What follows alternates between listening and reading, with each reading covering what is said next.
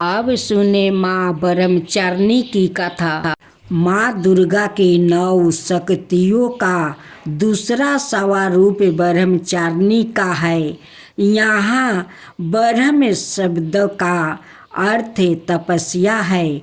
ब्रह्मचारिणी अर्थात तप की चारिणी, तप का आचरण करने वाली कहा भी है।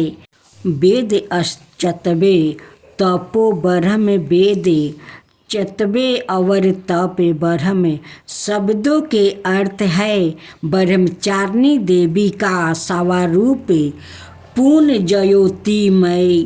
ये में अत्यंत भाव है। इनके दाहिने हाथ में जप की माला, ये में बाएं हाथ में कमंडलू रहता है।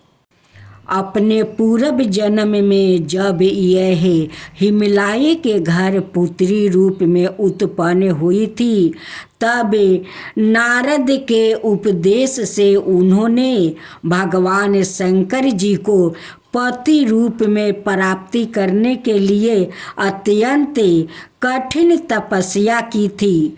इसी दुष्कर तपस्या के कारण इन्हें तपस्चारिणी अर्थात ब्रह्मचारिणी नाम से अभिहित किया गया है।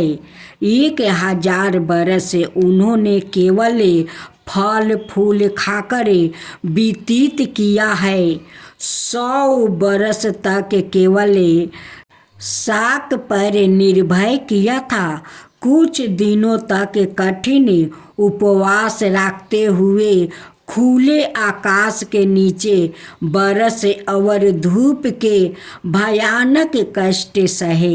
इस कठिन तपचर्या के पश्चात 3000 बरस तक केवल जमीन पर टूट कर गिरे हुए बेलपत्रों को खाकर ओ आहन निरसा भगवान शंकर की आराधना करती रही। इसके बाद उन्होंने सूखे बेलपत्रों को भी खाना छोड़ दिया। कई हजार बरस तक वो निर्जला और निराहार तपस्या करती रही। पतों पुण्य को भी खाना छोड़ देने के कारण उनका एक नाम अन्नपूर्णा भी पड़ गया। कई हजार बरस की इस कठिन तपस्या के कारण ब्रह्मचारिणी देवी का वो पूर्ण जन्म का शरीर एकदम क्षीण हो उठा। वो अत्यंत ही कृशकाय हो गई थी। उनकी यह दशा देखकर उनकी माता मैना अत्यंत दुखित हो उठी। उन्होंने उन्हें उस कठिन तपस्या से विरत करने के लिए आवाज दी, उमा आरे नहीं ओ नहीं। तब से देवी ब्रह्मचारिणी का पूर्व जन्म का एक नाम उमा भी पड़ गया था।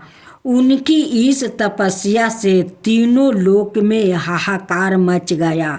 देवता, ऋषि, सिद्धगण, मुनि सभी ब्रह्मचारिणी देवी की इस तपस्या को अभूतपूर्व पूर्ण कीर्ति बताते हुए उनकी सराहना करने लगे।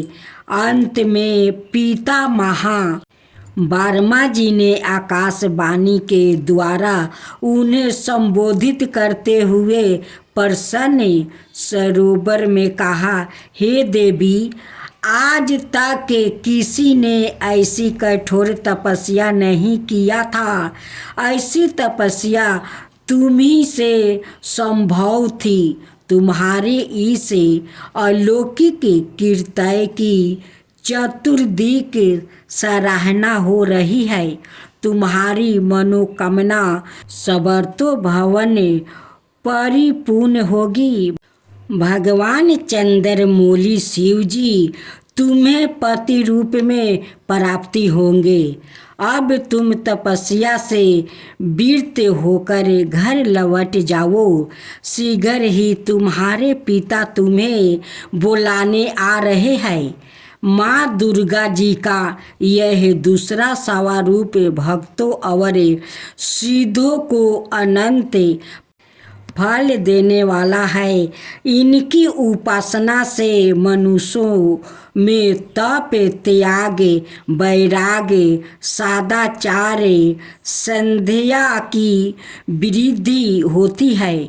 जीवन के कठिन संघर्ष में भी उसका मन कर्तव्यों पथ से विचलित नहीं होता।